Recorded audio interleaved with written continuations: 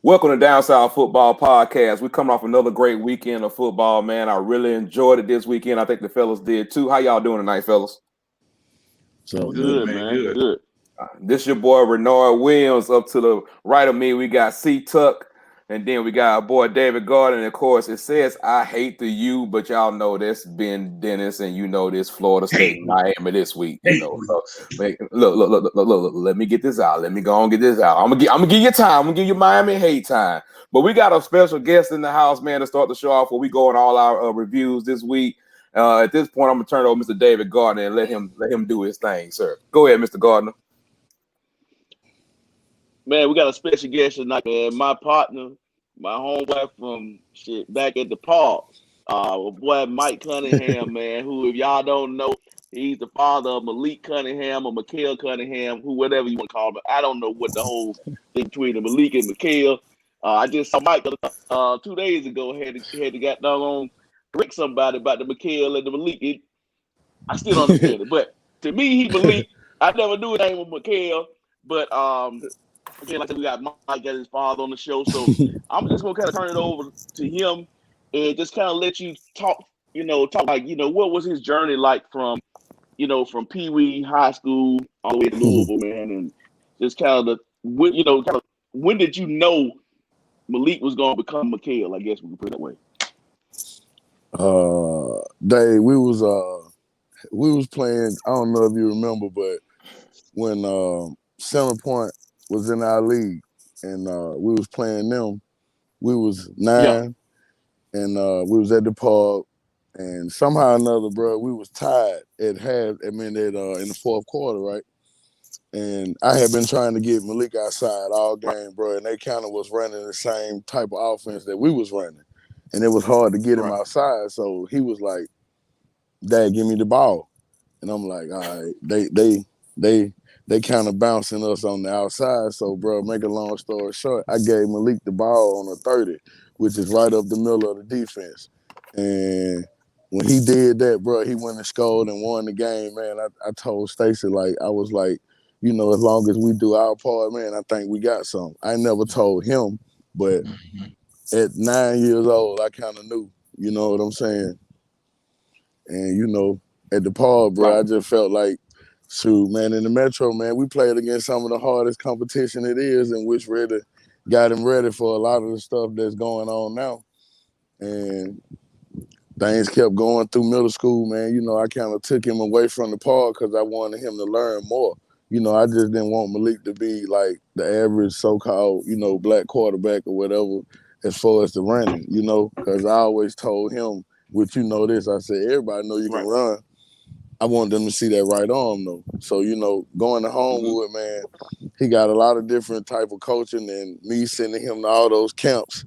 That was costly, but it all paid out though. You know what I mean? Just to see the end result.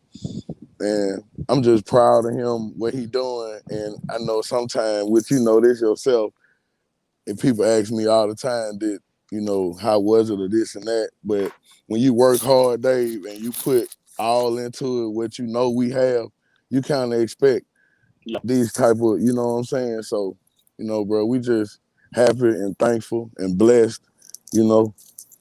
But I am gonna say this in front of all your partners and your viewers. You remember what you told me?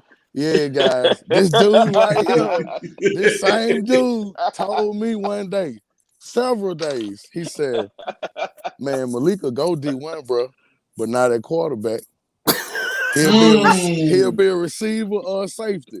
This dude Give him told me hell. that. This Mm-hmm. dude told me that, bro. He right. Am I I right or did. wrong, I did. Dave?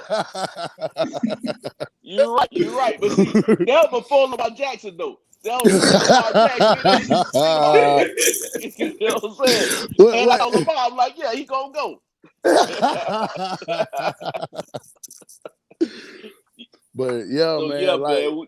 that Man. was just crazy, bro. Cause like we actually, man, during the recruiting time, dog, it was still a lot going on between that and, bro, real talk. Malik stopped running the 40 at camps, like because Mm-hmm. Malik ain't everybody. It looked like it, but he's never been like the fastest guy in the position. But he always knew how to run. So, in saying that, man, people we used to go to camps, bro, and folks getting up there running this and that and fofos and all this and that, and we just kind of betted on our right on, man. Kind of betted on ourselves, and like he used to walk away from the groups, bro, when they used to go run. And it was crazy because everybody used to look like, "Oh, you not gonna run?" And he used to, and I'm standing there right there with him, dog. Like, nah, we ain't running. And when it's time to throw, I guarantee, bro, the cameras came to us after we threw. So, you know what I'm saying? It's been a cool journey, man. Okay. Well, yeah, I did. I must say that I go on record. I'm always wrong, so they know that. I'm wrong on that. So I go on record on that. So I had no problem with that. But man, tell me about Saturday night, man. Let's talk about Saturday night. What the hell went on in Louisville, Kentucky, man? Man.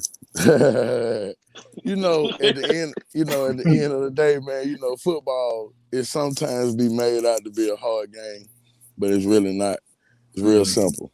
Certain things you have to do no matter who you play. That's right. You got to tackle, and when you get hit in the mouth, you got to hit back. You feel me? In the trenches, you got to win the trench battle. That's real key in big boy ball, college ball, pro ball. You got to win it in the trenches. And, we ain't win the game in the trenches, man. And like I said, once again, football, sometimes, man, you follow the football, it'll probably take you to a good spot, man. You know what I'm saying? We just, couple bad reads, man, and big plays, dog. You can't give up big plays like that. You know what I'm saying? You cannot give up big plays like that. Yeah, like I said, Yeah, Malik I can't. saw that one play. Go ahead. Go ahead, Tuck. Go ahead. Oh, I was just gonna say, Malik can't go out there and tackle. Right. A lot of said my it had number nothing to do one with him. thing as far as me picking against Louisville. Hellified offense. Malik knew what he was doing. Malik was very efficient.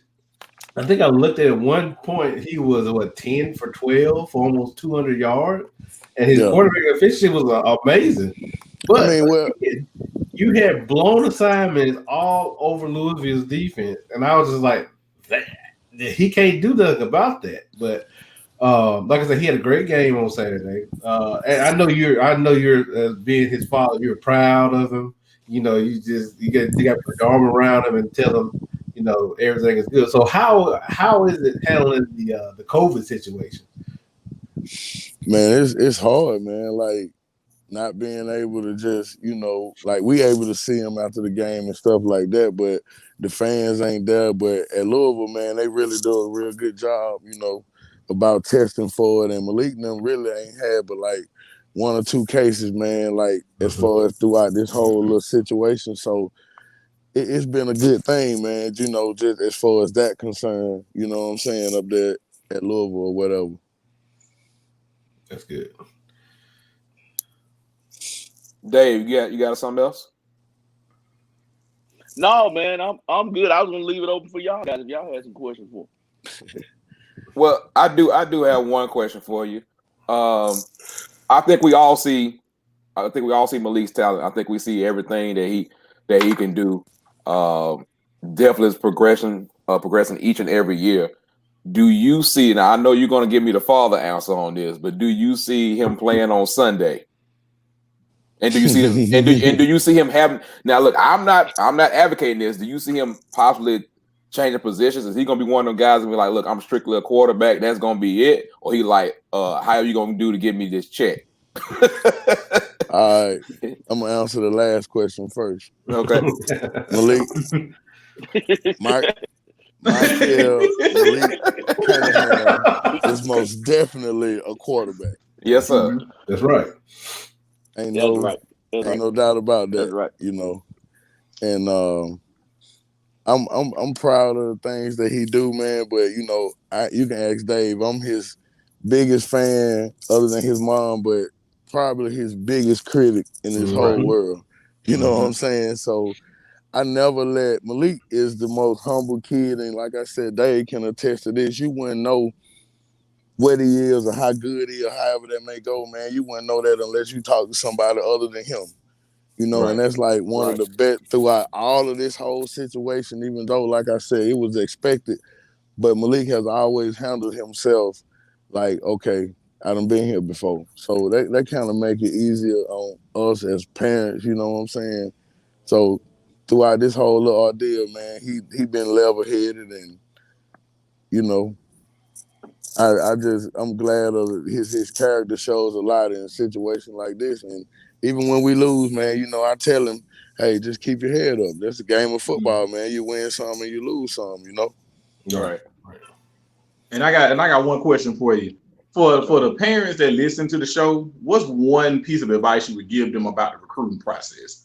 Because I know with him, I'm sure that's a wild ride. What's one piece of advice you would give any parents that got seniors or juniors in high school, that little bit of nugget that they can take from it?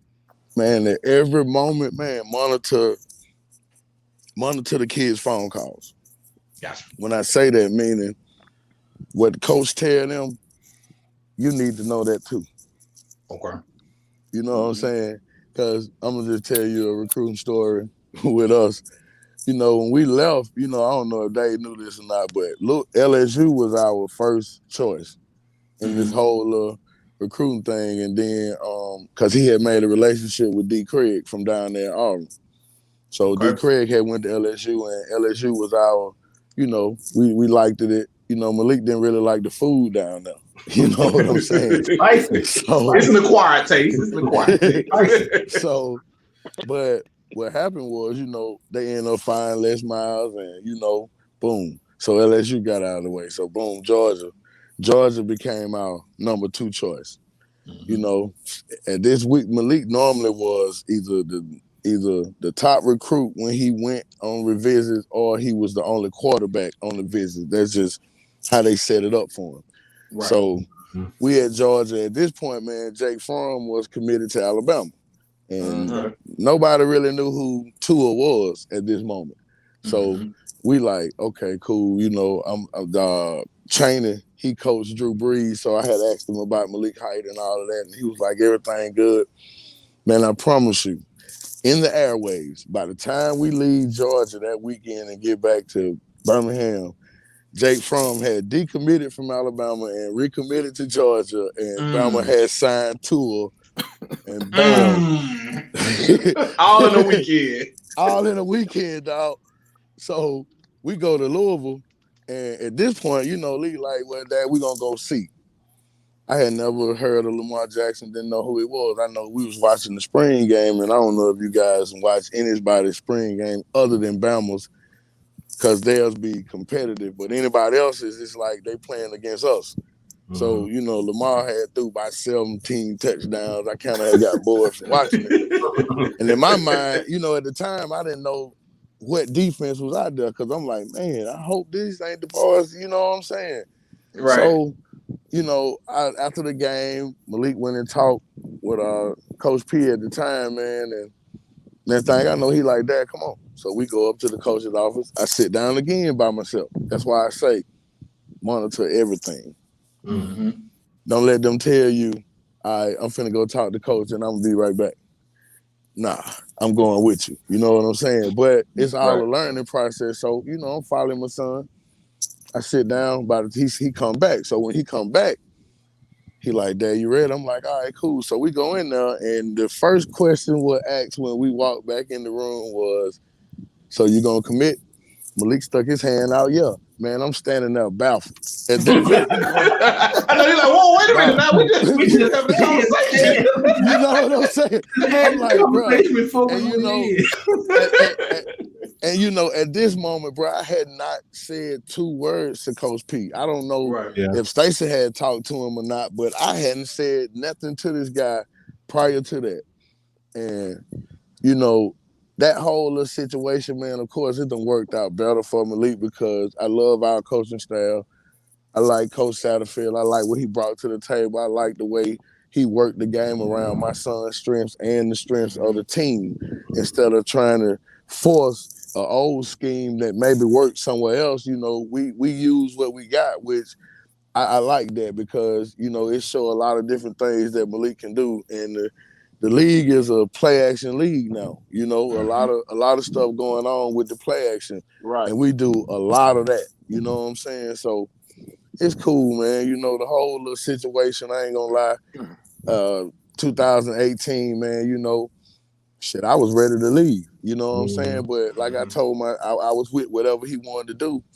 And in the spring of last year, bro, before the summer camp, before he hurt his knee, before camp, I said, man, what you want to do, man? Your grades right, we good. The portal was hot because Jalen them was in the portal, you know what I'm saying? So I'm like, man, the quarterback portal real hot this year, dog. You know, a lot of teams need quarterbacks.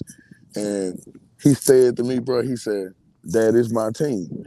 And you know what type of confidence that Malik had from day one. So, bro, when he said that right up, man, hey, I ain't had no choice but to ride with him, man.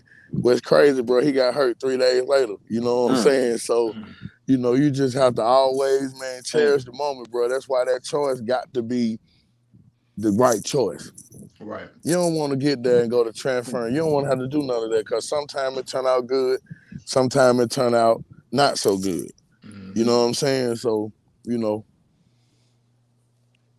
But, man, I am going to say this here, too, man. I love what I'm seeing from Lil Dave, though, man. For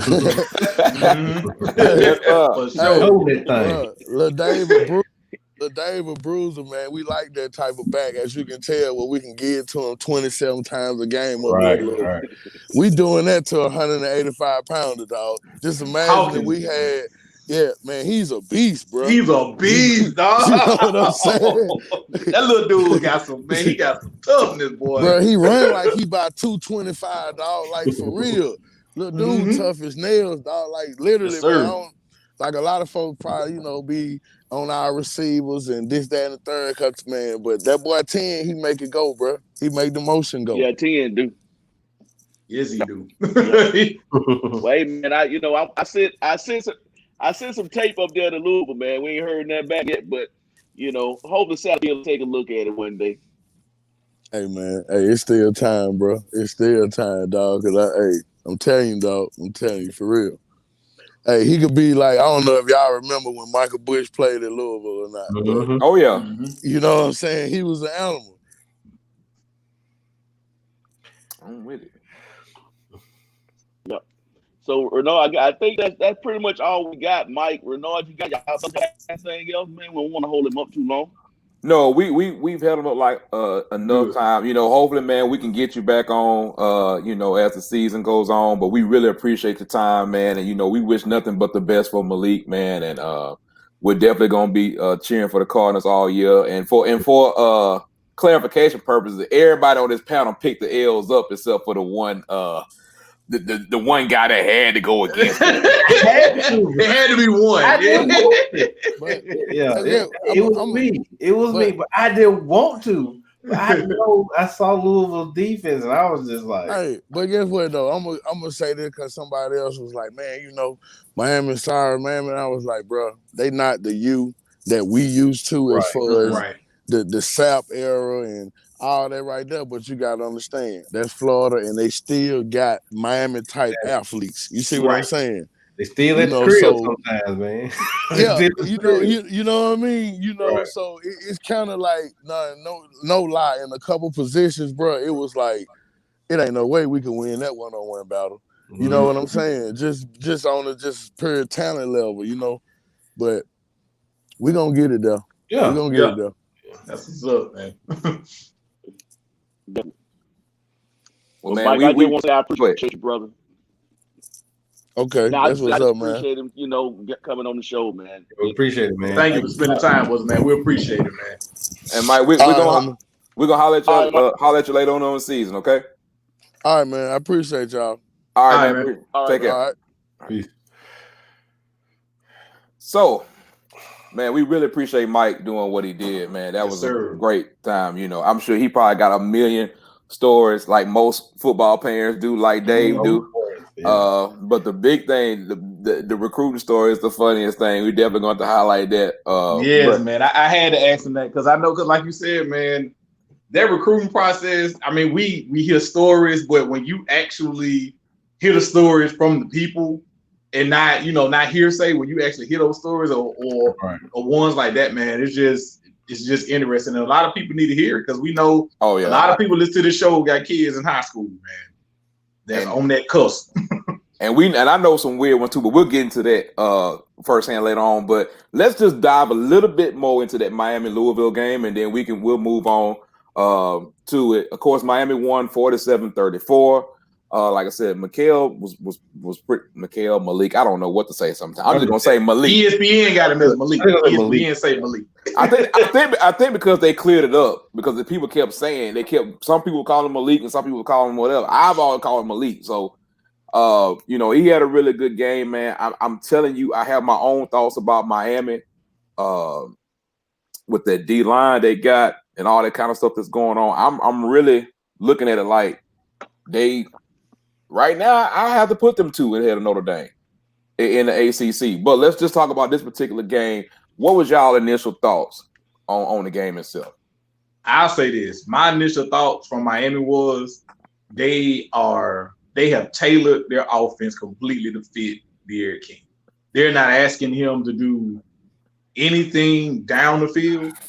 They are definitely allowing him to read the defense and take whatever it is that he can get, and it's clicking and it's working. And when you got Brevin out there, man, he makes it all better. Like, I mean, if you go look at their receiving core, just look at the game. Brevin had 7 catches for 120. The next person, you had Mark Pope, and he had 4 catches. Harley had 2. It's like when they throw in the Brevin, and it's clicking, man. King has definitely found him his security blanket, and if you don't take care of Jordan, you're gonna be in some trouble. I will say this before I pass it on. It seems like, just watching Miami and just looking at the film of them, man, they look so much like a different team, and you got to give some of that credit to Rhett also. I'm not saying they finna be top 5 or anything like that, but they look way more comfortable from week 1 to week 2. Now Louisville had their moment, especially with the boy Tutu.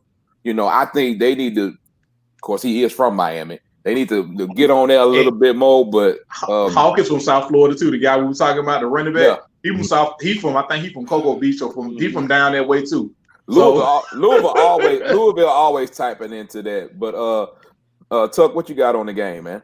I mean, pretty much what I kind of figured was going to happen. I really thought I didn't. Okay, it was pretty much how, what Miami did, what I saw from week 1. They had a lot of missed opportunities. That game should have been a blowout. It shouldn't have been close. It shouldn't have been.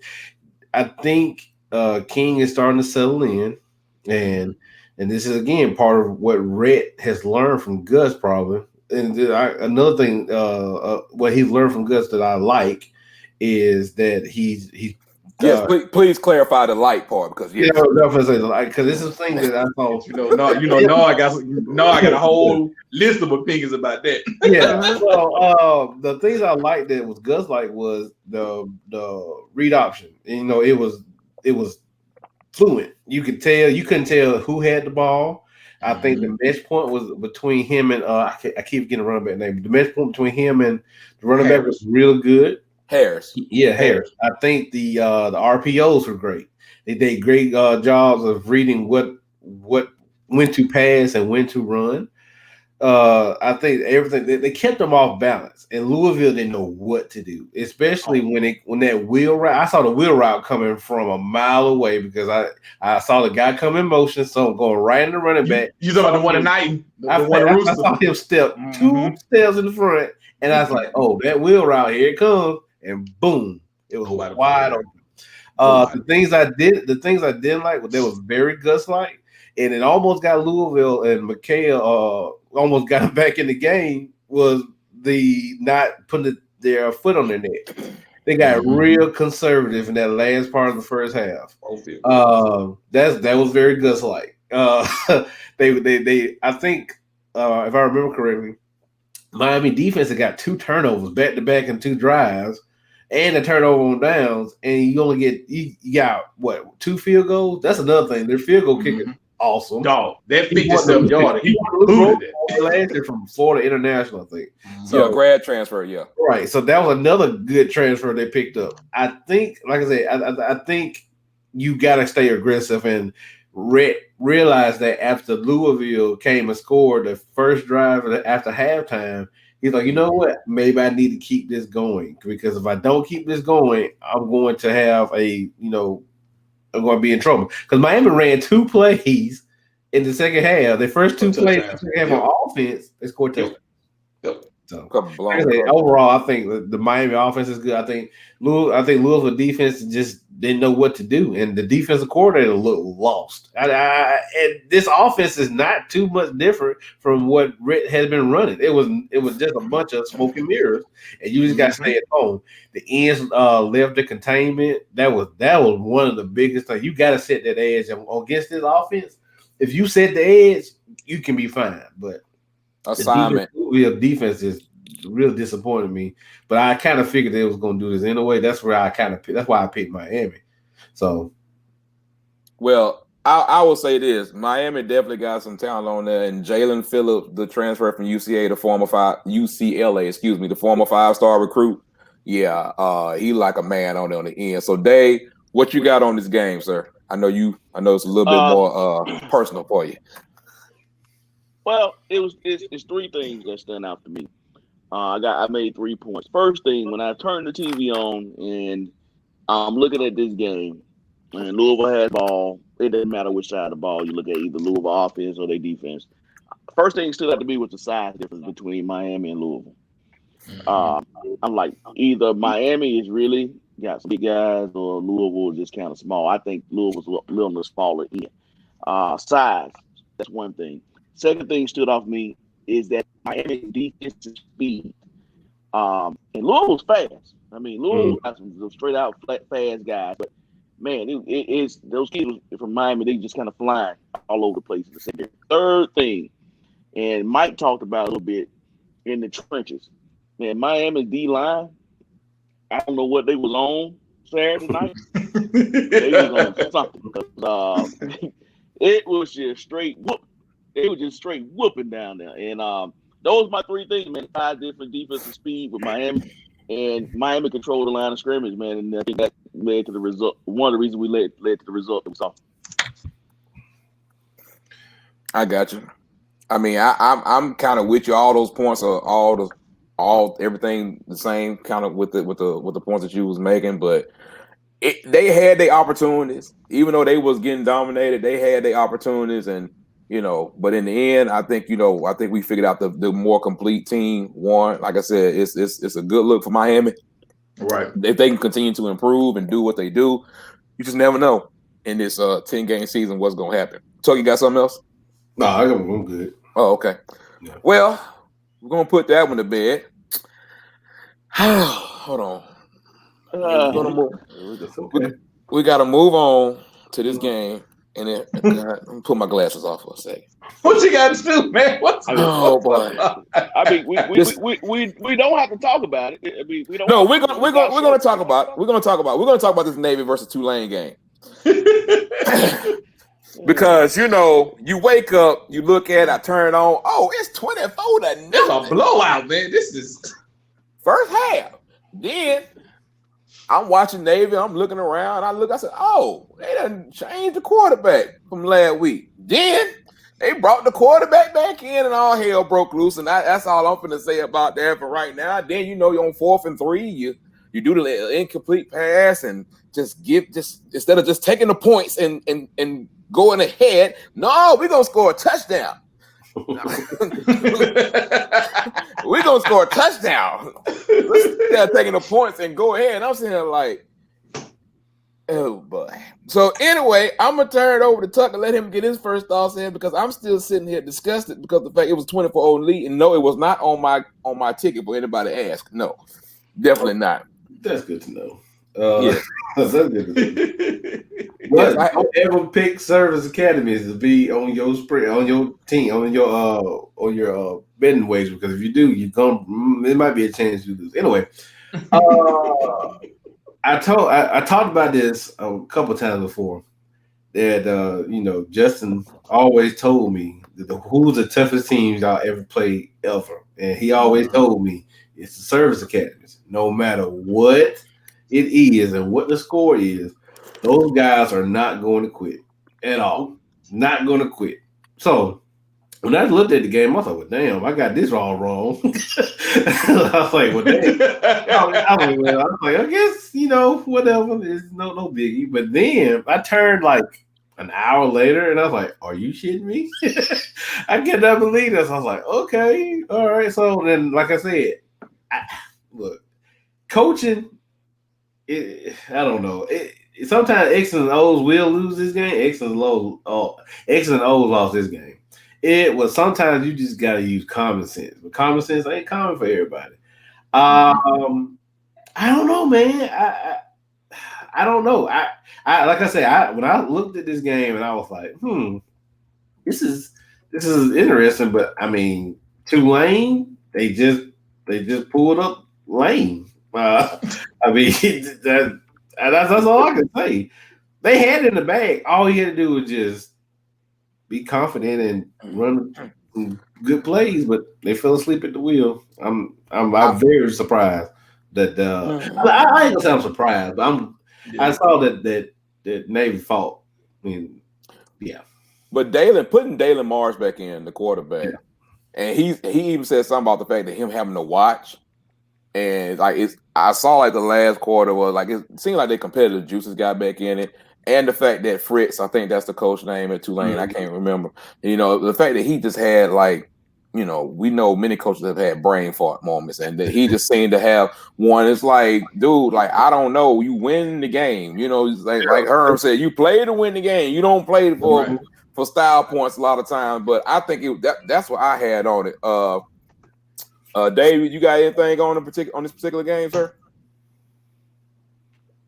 I mean, I'm sitting over here scratching my head. I'm trying to think, who the hell did I pick? I think you picked Tulane. I think you had Tulane. Let me go to the research department right quick. Research. Hold on. I can tell you exactly who you had, Dave. You did. You have Tulane. You and Renard had Tulane. Yeah, Tulane. I picked Tulane first because I said there ain't no way in hell I'm about to trust Navy for somebody who don't practice. But apparently, what they practicing? And what I said, hey man, leave them folks alone. Man. It wasn't no hating. I mean, he was telling the truth. I mean, I agree with you. Yeah. So that's who you had. I mean, honestly, I really don't have anything on the game. I mean, I was trusting my pick. I trusted in you, Williams. I trusted you. And you let me down. I'm gonna fault you. You gonna blame Lord. Hey, you gonna put it on Lord. You the reason why Navy went to practice this week. They heard the podcast and they decided to practice, and that's why we owe you. All that. Thanks, brother. That sucks. Yeah. I mean, the only thing I got on it is the fact that it's just they just show heart, man. And like we said, they don't. Those teams, man, they don't give up. And when you looked at that game, it was just like, okay, they coming back, no problem. But then when you look up and they done came back and took the lead, it was just like, like what the hell happened, Tulane? So shout out to Navy and the midshipmen, man. The midshipmen, man. You made us proud, man. You made us proud. You fought. Moving on to the next game. Moving on. Move. I know I got this one wrong. To Wake Forest versus NC State. Y'all gonna listen to me one of these days. First of all, I got that one right. Yes, you did. First of all, you act like it was like 75 or nothing or something. It was. Like it was 45-42. Let's 45-42. I knew it was gonna be close. It was a wild game, a very wild game, back and forth, back and forth. The thing that had me tripping was the fact that Wake Forest was just moving the ball pretty well. Now their defense, that's a whole nother story. We ain't gonna talk about that, but I know they had a late switch at quarterback and all that kind of good stuff like that. But I mean, if you were just watching with no dog in the fight, hey, it was a very entertaining game. I don't think any one of us thought it was going to be a 45-42 game. Of course, we wasn't 100% sure we were going to get out of NC State. We had kind of heard like, hey, this might happen, that might happen with a new coach and all that kind of stuff like that. So I don't know. So who got something on this game first? Nothing for real. I mean, like I said, the scoring, there was no defense. I thought NC State defense was going to be a little bit better than what was shown from when Wake Forest played against Clemson. I thought Wake Forest was going to be kind of a little beat up about from last week, but I mean they came out, they played pretty good, but I mean it was just a game. I think what surprised me was that NC State was able to continue like marching the ball down the field on Wake Forest, and Wake Forest defense was pretty good last year, and I thought maybe they'd be okay, but NC State just came out to be a little bit tougher than Wake Forest, so that's all I got. I mean, you think that new offensive coordinator that NC State got, I think his name is Tim Beck, that might have something to do with it because I don't even remember where he came from. I just knew they had a new OC and they were excited about him. I think he still, because I mean you can technically put him on Gus Tree also, just like with Drink. I mean, look, Drake is going. I mean, he's gonna be doing his thing in Missouri. So, I mean, you can put him on Gus Tree. I mean, look, Gus Tree is getting kind of wide all of a sudden because a lot of guys that he's helped out. Yes, I know. It's starting to spread. Even though we all say he hires high school coaches. Some of these high school coaches are turning into college coaches now. I mean, it's starting to look like a pretty decent tree, but I'm not going to give him credit right now as far as, revolution in the game or whatever. But, I mean, you got to give him some kind of credit. I didn't say I wouldn't give him any credit. I didn't say you wasn't. I'm just saying you got to give him something.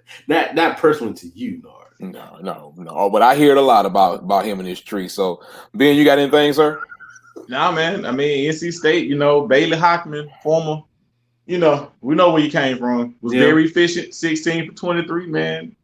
He looked completely different this year than he did last year when he got thrown into the fire.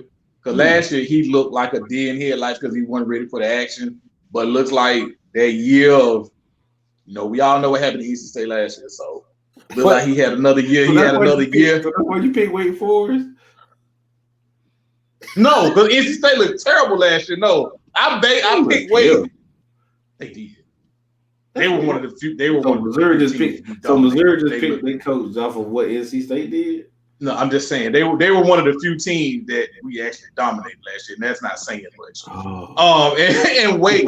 And Wake was coming out, the game against Clemson. They looked okay for a little while.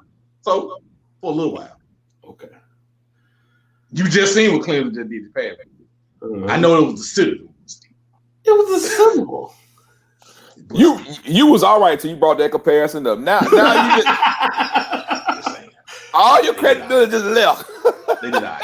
You compare the 8. Okay. We hey man, the Citadel be fighting, man. Don't be doing the Citadel like that. They chop block with the best of them. Moving on, Mr. Gardner. Y'all know they do. I didn't act like that. Mr. Gardner, do you have anything on this game, sir? Yes. Thank you. First of all, let me say this. I was happy to see Sam Hartman have a good game. I was introduced to this kid, place that I didn't physically meet him, but, was on, I think he was on QB1.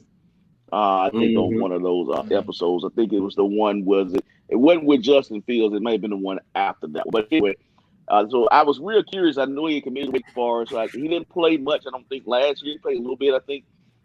But I was happy that he had a pretty good game. He's 23 for 36, 236, 1 touchdown. What stood out to me was how North Carolina State ran the ball, man. They had two guys that had almost, one rush for 97, other rush for 99, 2 touchdowns, 1 touchdown. But I think my pick, I was more curious about how they were going to look after coming off of playing Clemson. So I still have questions. Is this NC State 40 points good? Or was Wake Forest just kind of coming off of, that little shell shock from playing Clemson? So I want to watch NC State another week to see how they do. But yeah, man, big ups to Sam Harden. I was good to see him have it was good to see him have a good game. I think the jury is still out on both of them, on both teams as we continue to move forward. If they got some good foundation to move forward on, Wake Forest, hey, y'all just got to keep fighting, man. Y'all the Demon Deep, y'all got to keep fighting. North Carolina State, they gave them one hell of a schedule too. Yeah, of course. North Carolina State, you got to do what you got to do, and we'll see how you move on next week. But next game is going to be probably one of the most surprising games of the weekend. That'll be Oklahoma State versus Tulane. Man, this was not a pretty game. In any state, form or fashion, Sanders got hurt. The QB for them got hurt in the first half with an ankle. Then you had the second string QB come in, and he was the reason why that they didn't really do anything. And then they went to the true freshman, yes, Shane Ellington, and he basically saved the day for them. So this is what we've been talking about with depth. Like, you never know in what game you're gonna be down to your third string quarterback. Your third string quarterback, man. He looked better than the second string quarterback to me. I could be wrong, but the game was really terrible, honestly. If you look at it from a whole, I got to give them credit for pulling out the win to do what they had to do because it is their first game. Had a lot going on. Tulsa fought, man. Like, Tulsa was there, they were fighting, but they made some mistakes. They didn't play a good game either, but they made some mistakes where they could have actually pulled off the quote unquote upset. Man, they killed them, man. They penalties, man, killed them. So, who wants to go first? Okay, Tuck, I'll let you go first. What's your thoughts on this game, sir? I think I picked Oklahoma State to blow this team out. I think we all did. Yeah, I really think if how can I say this? If the quarterback didn't get hurt, they would have been okay. Yeah, it would have been blowout. Chubb, you would have been having the passing, and then you would have had Chubb. Chubb was doing his thing. Tyler Wallace. He had a pretty good game. Yeah, after the first half, because they didn't throw to him. That was all on Shane, I think. Most of it was on Shane. But I really don't see them struggling after this until they can meet something like Oklahoma or maybe even Texas, maybe. But right now, they was on their third string quarterback against Tulsa, and they eked it out.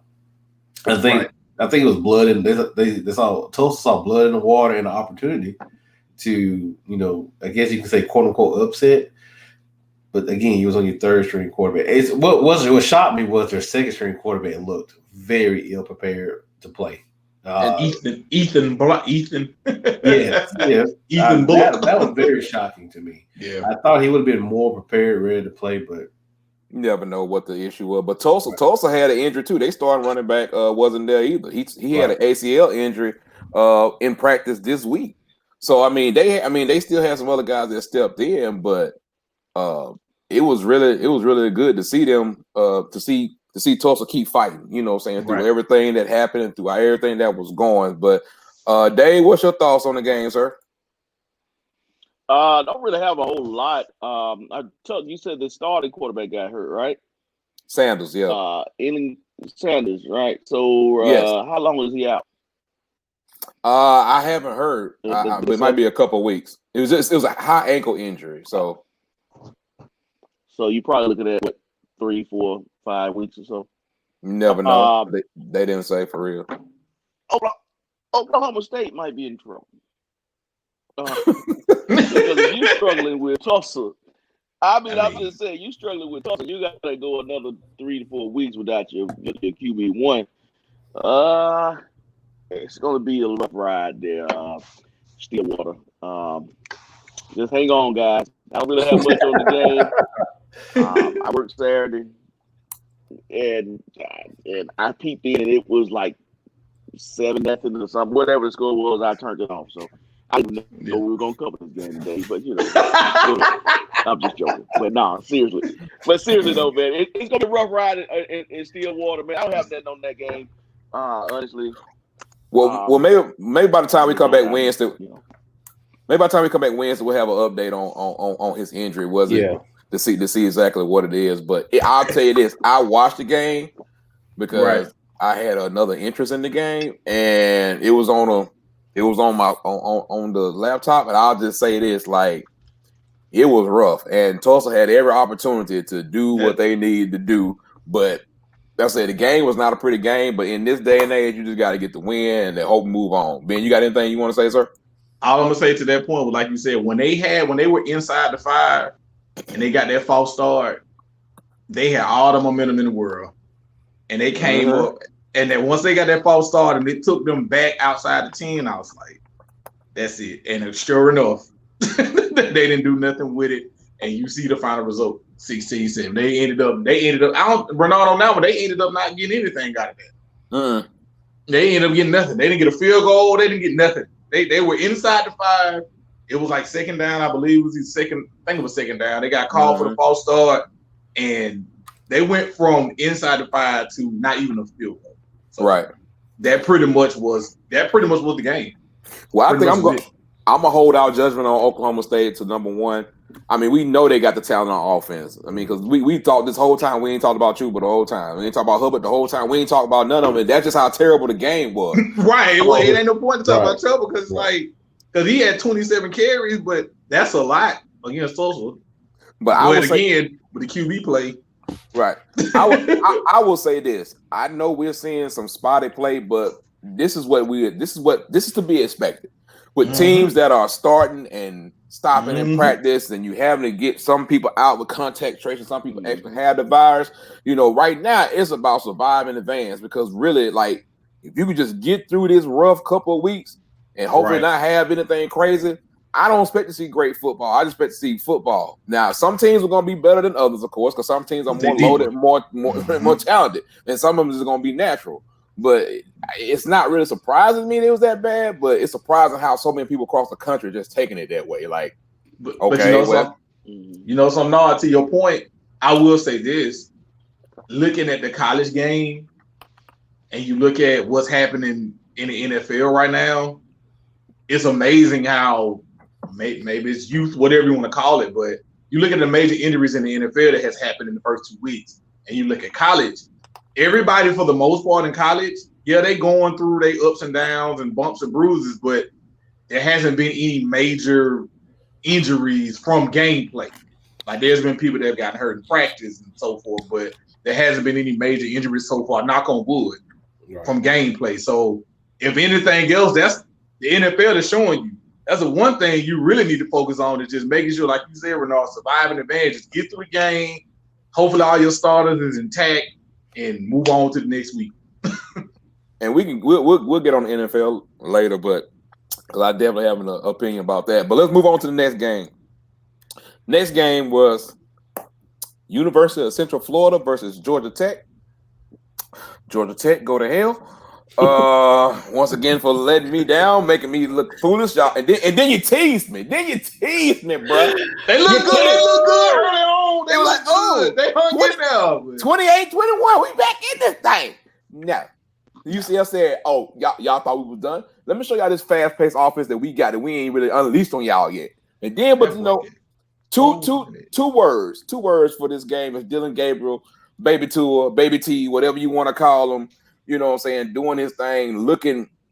UCF look like UCF, what you expect for them to look like, because they have a really good recruiting ground.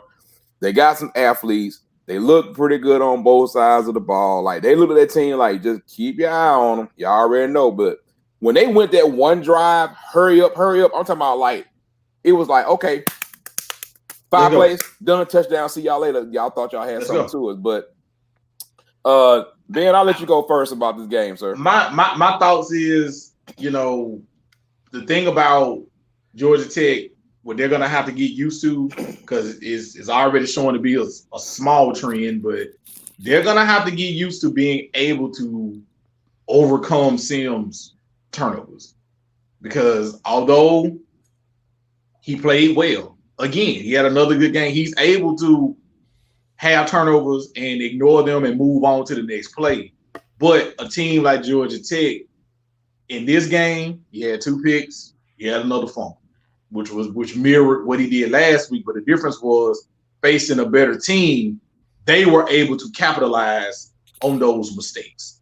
And I think that that's going to be the one thing that I'm sure that what's the name is going to drive, that coach is going to drive home.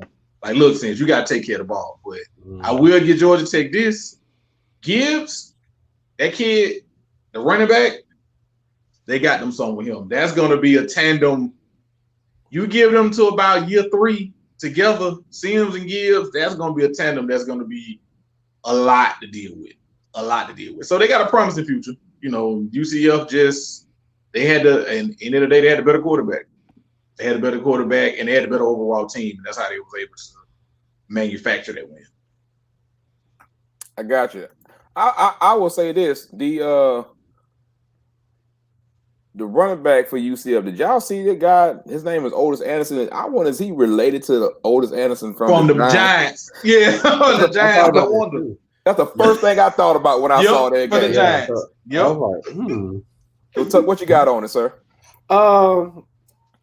Pretty much, what Ben said, and what you said at the beginning. I thought the offense was going to be a little bit more explosive, but it was a gloomy day. I didn't know it was 11 o'clock kick.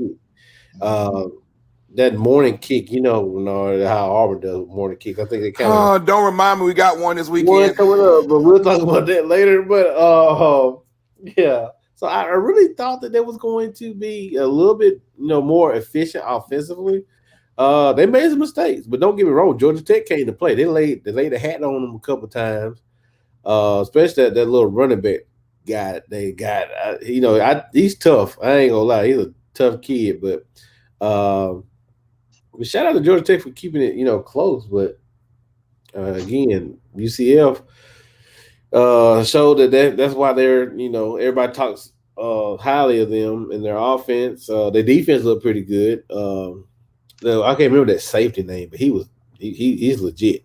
He's a headhunter. He's gonna try to knock your head off easily. So, other than that, I think everything was gonna fall into place. I got you. I mean, but the running back that Ben was talking about, I will say this: they were talking about he was you talking about he was 24, right? Yeah, 24. Mm-hmm. Yeah. They were talking about how he was like a number 2, number 3 running back in his class or something like that. I mean, I told you, college is building, man. We just got to give him some more time, and hopefully he can work through these freshman woes with Sims, and we'll see how that goes in this crazy kind of season. Good thing, ain't nobody losing no eligibility. Hey, you know something, Renard? Look, it ain't gonna be hard. It ain't hard to sell Atlanta. It is not hard to sell Atlanta. And if they can show a competent product, it is not hard to sell Atlanta. Well, that's part of his branding strategy. They've been talking about it. His branding strategy has been like, it's all about the 404, it's about the ATL, how he's trying to sell it around that. So, David, sir, what you got on the game, Mr. Gardner? Hey, man, on the game, basically, I want to highlight Dylan Gabriel. I think that's obvious.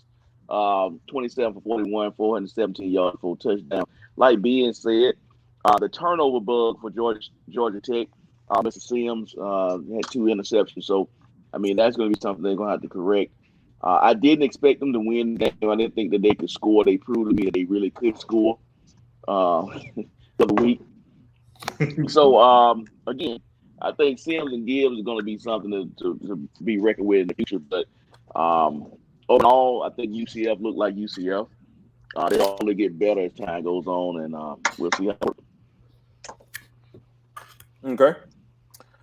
Well, UCF, like I think I'm with you on that thing. UCF look like UCF, but before we kill any more thoughts on this game, Georgia Tech, keep your head up, man. You got a bright future for real. If y'all just kind of follow everything that you got going on. In UCF, y'all just marching the same beat.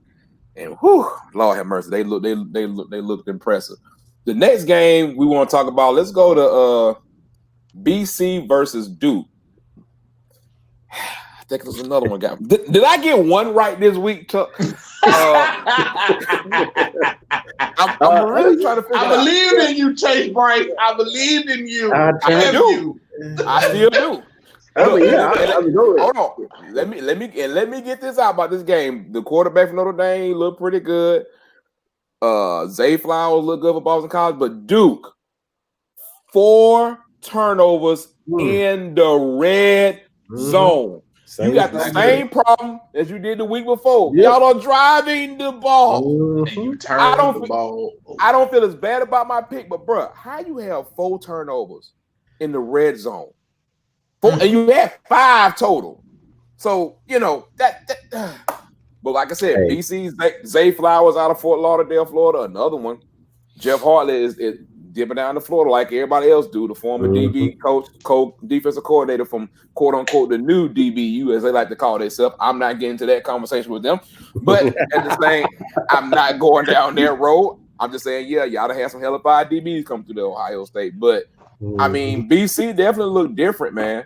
I would give them that, but I thought, 5 turnovers.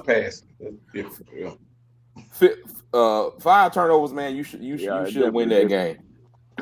You should definitely win that game. So, Tuck, what's your thoughts on it, sir? Just like everybody been saying, like what you said at the beginning, the turnovers that hurt them. I mean, if let's say you just turn over the ball over twice, we're talking about a different ball game.